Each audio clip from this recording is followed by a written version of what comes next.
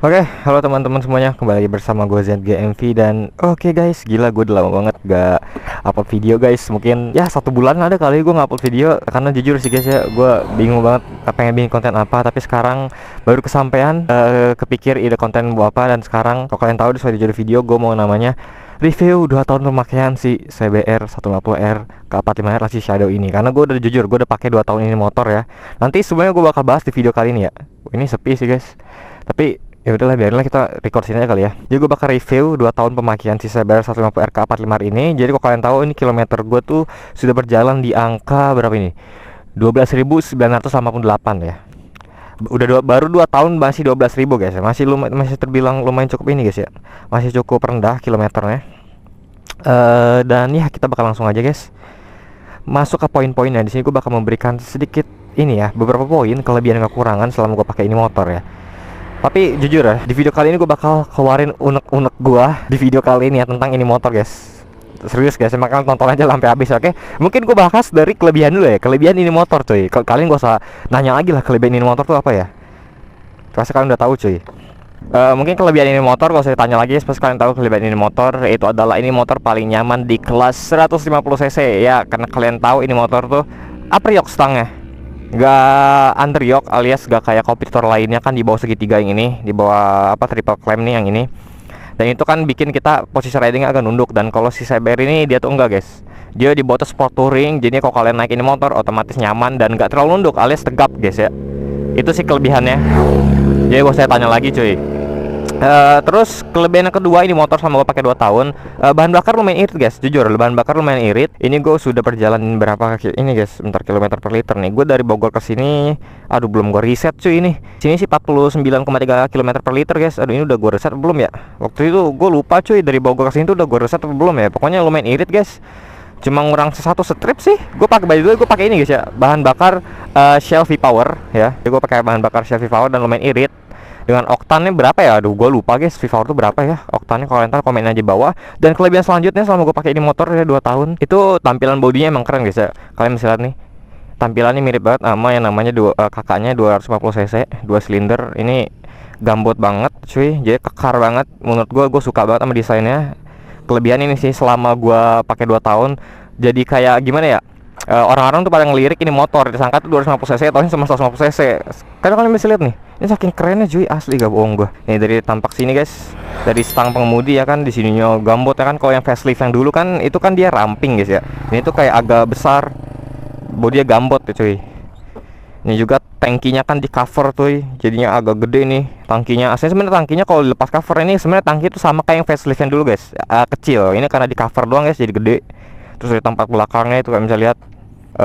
Dan juga ini motor tuh menurut gua kalau dipakai touring juga emang oke sih. Bahan bakarnya irit, pakai touring gak pekel. Terakhir gua pakai touring tuh ke ini guys, ke puncak. Abis puncak tuh Cianjur Sukabumi baru Bogor. Ini motor gak pegel-pegel amat teman-temannya. Tapi kalau misalnya kalian dipakai lama, misalnya 2 jam 3 jam nonstop ya kan, pasti pegel lah tuh bro, itu mah jelas. Tapi gua pakai ini motor selama gua touring kalau nggak salah dari Bogor ke puncak Cianjur Sukabumi itu nggak terlalu pegel sih guys, aman-aman aja cuy. Karena stangnya juga nggak begitu nunduk gua guys. Dan menurut gua selanjutnya kelebihannya ya, selama gua 2 tahun kan gua suka banget yang namanya modif-modif ini motor. Part modifnya menurut gua lumayan cukup banyak ya.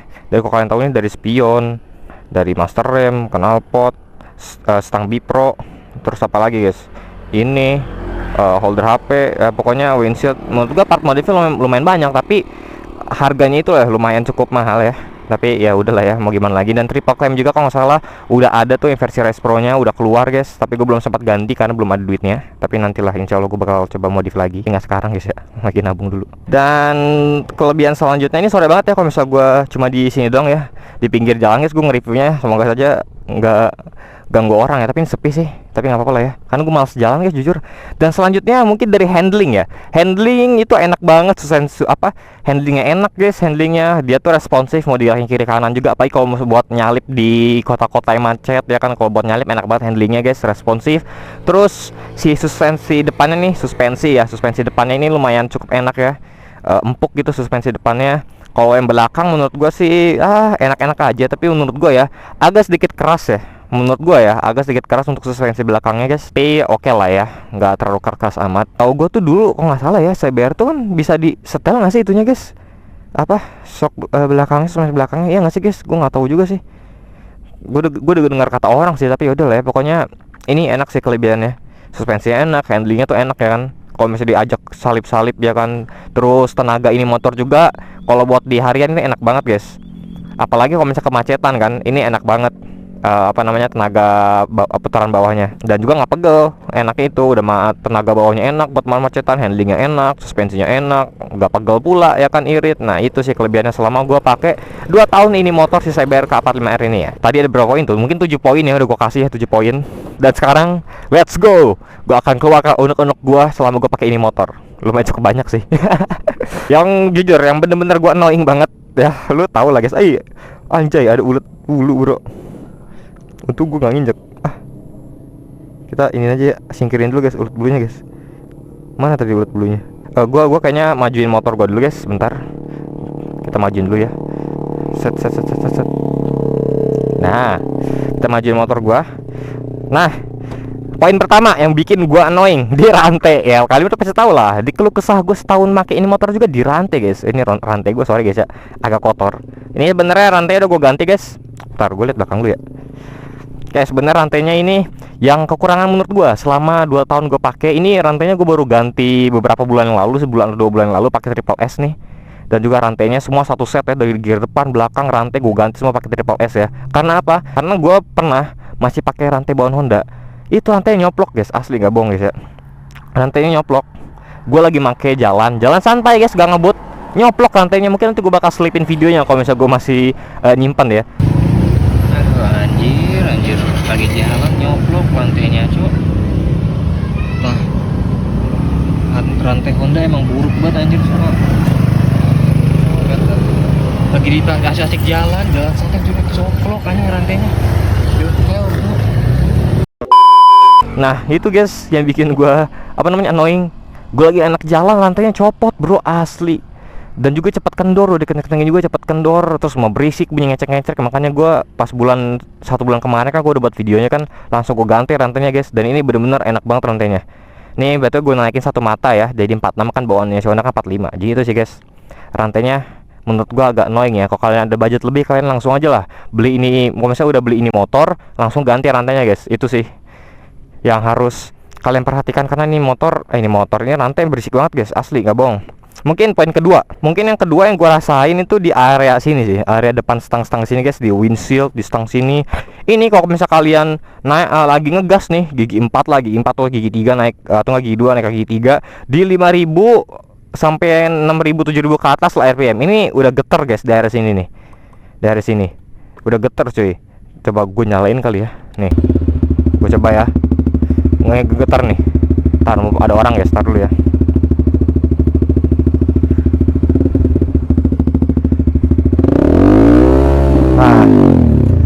Ngegeter. Yang paling kerasa ngegeter bunyi di sini nih. Yang paling kerasa di sini guys bunyinya yang ngegeter. Dan itu waktu itu gue lagi pakai Google Map, pakai HP gue yang ini guys, yang IP11, dan ini gue cantolin di sini. Ya, waktu itu sempat ada yang ngasih tahu gue, bang, kalau misalnya HP-nya IP itu jangan pernah nyantolin HP di stang sini guys, di sini.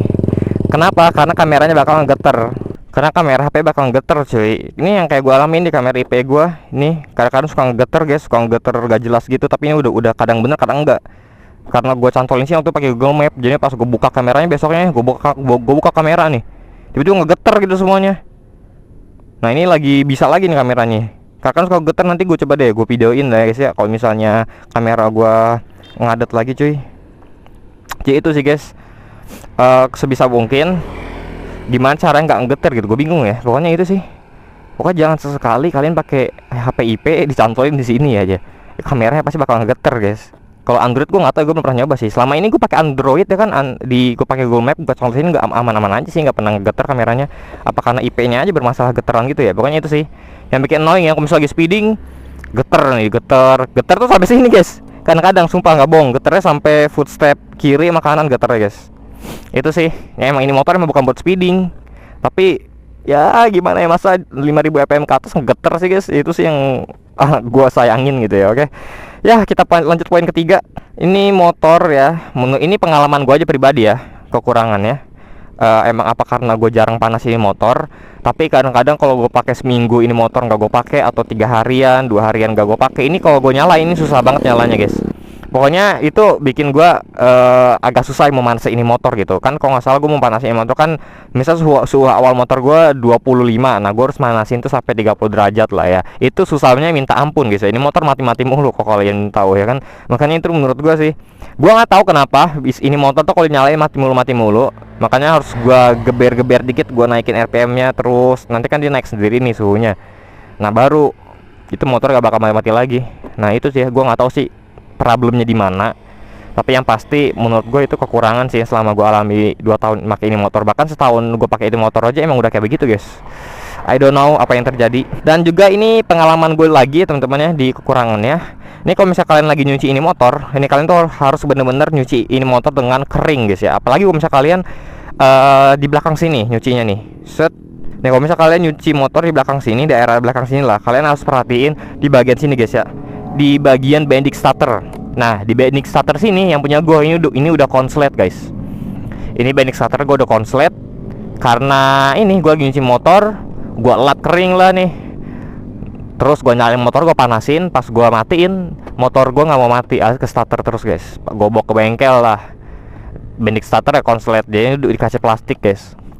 Nah nanti gue bakal bahas di poin selanjutnya ya. Pokoknya ini belum gue ganti bendix starter, jadi ini cuma dilapisin plastik doang cuy. Makanya kalian kalau nyuci motor si Cyber ini kalian hati-hati aja lah ya.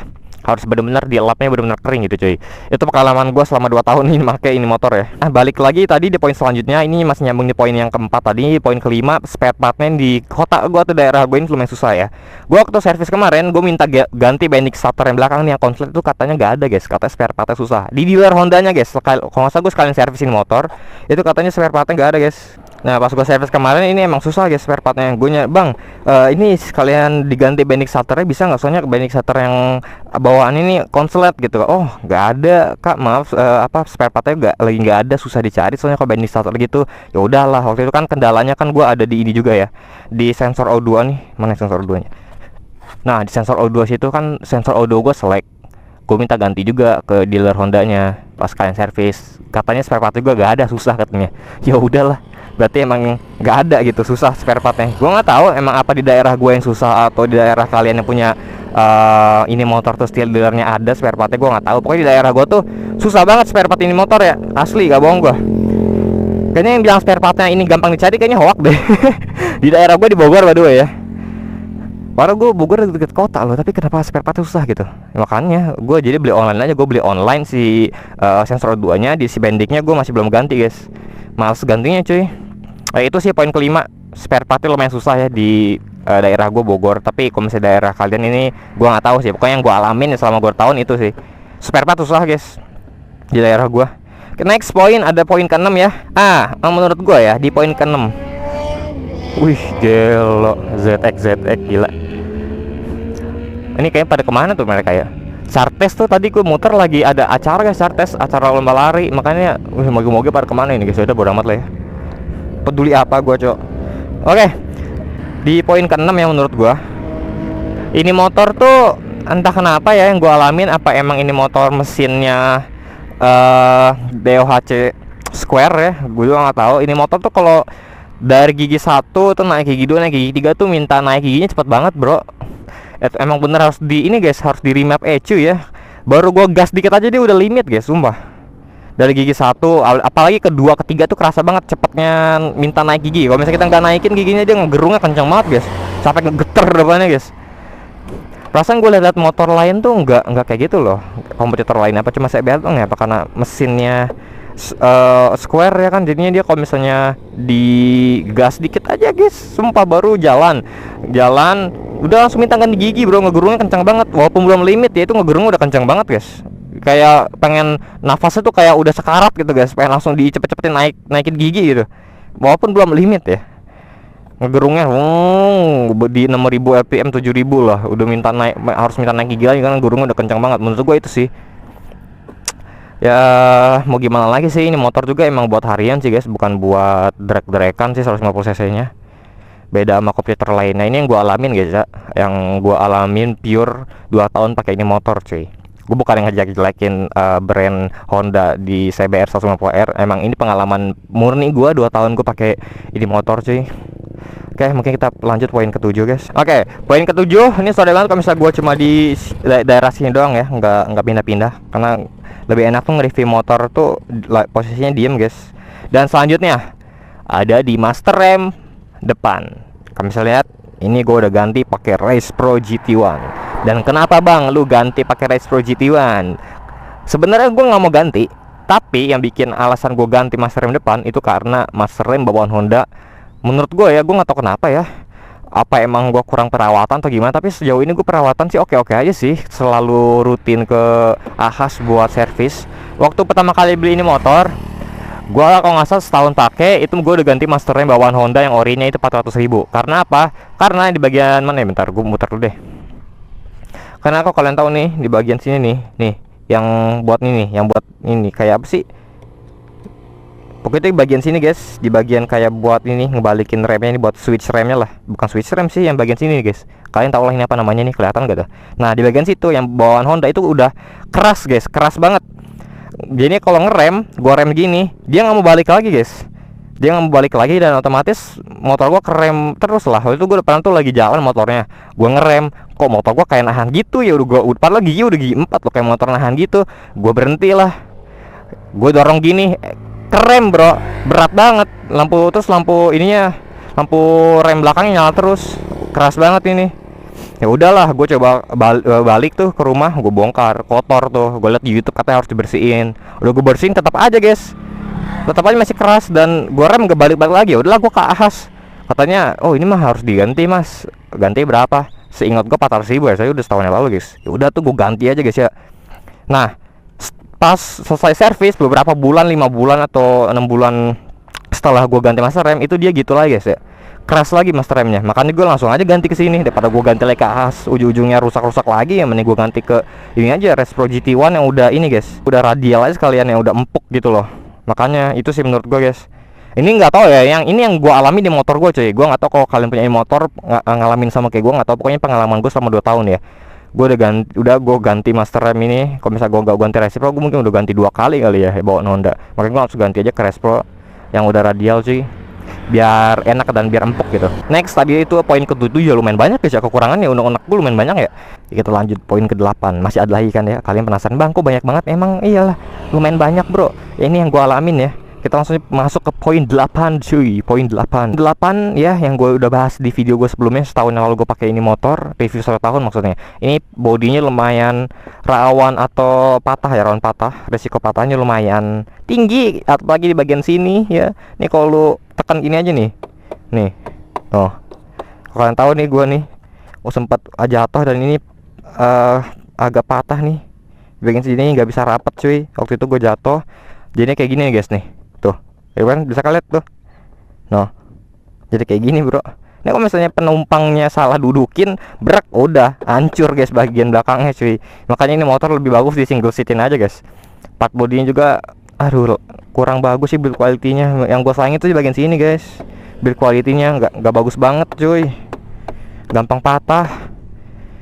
Terus apalagi ya, nih di bagian sini kalau kalian pakai knalpot aftermarket, kalian hati-hati lah di bagian sini, karena takutnya di bagian sini nih, itu nih gue pakai knalpot sebelumnya kan, gue pakai knalpot Scorpion itu, gue masanginnya kurang bener, otomatis ini jadi kebakar guys. Nih tuh kebakar bro, jadinya ya udahlah ya, mau gimana lagi cuy. Kalau misalnya mau ganti undercrollnya harus sepaket sampingnya guys, sepaket sini nih, satu paket kan lumayan mahal guys. Ya udahlah, biarin aja lah, ikhlasin aja cuy. Jadinya ya itu sih menurut gua, bodinya lumayan kurang bagus ya, build quality-nya ya kurang bagus. Dan poin ke-9 mungkin ini opsional aja ya, ini khusus motor yang Dominator Matte Black yang gue pakai ini. Kalau misalnya kalian habis nyuci ini motor atau habis kena hujan, kalian tuh harus cepet-cepet yang apa namanya, harus cepet-cepetnya guys, lap ini motor, apalagi rawan di bagian sini. Ini kalau misalnya kena air, dia tuh bakal dilapnya, bisa dilap, tapi nanti dia bakal ngebekas bintik-bintik guys. Di bagian sini yang gue alamin tuh waktu itu, di bagian sini, di sini, terus di sini nih.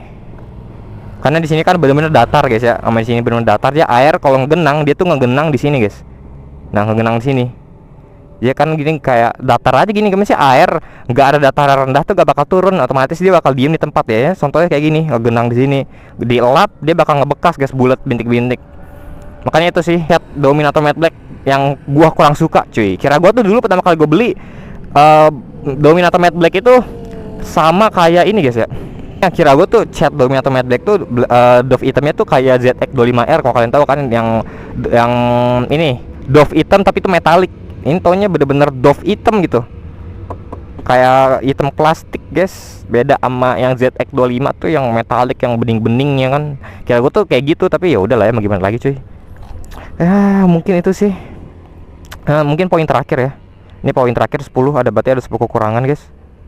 Oke, kita masuk ke poin terakhir, berarti ada 10 kekurangan dari ini motor cuy. Kita masuk ke poin terakhir, itu adalah ini gua nggak tahu sih apa emang Honda kayak gini. Ini pas dimil suka error guys, you know.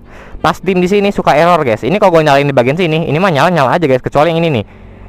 Yang ini guys, pas dimnya nih. Kadang suka mati-mati sendiri guys. Tapi ini lagi bener nih guys, lagi bener. Kadang gue pencet gini, dia nggak mau ini guys, nggak mau nyala lampunya. Gua pencet kayak gini, harus dipancing dulu pakai ini, tahan, baru lepas, nah baru nyala dia. Itu yang gua alamin ya.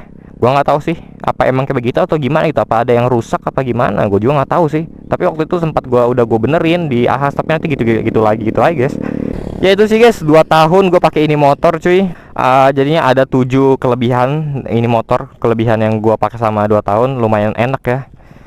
Jadi jujur aja, enak atau enggak ya, enakin aja teman-teman ya.